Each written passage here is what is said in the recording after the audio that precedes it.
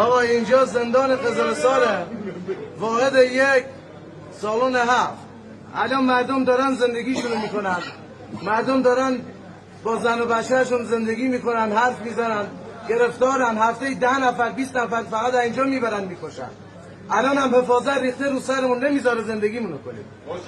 فوش ناموسی به زندانیا میدن، نمیذارن هیچ زندگی کنیم. ما برو خدا به دادمون برسید.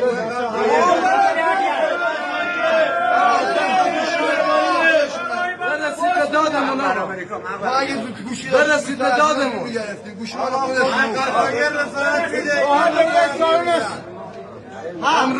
امروز 8/3/3403 نمیذارن زندگی کنی توی قزلستان.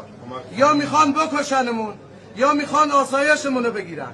برو خدا برسید به دادمون. آی الناس، آی رئیس جمهور، قوه قضاییه، همه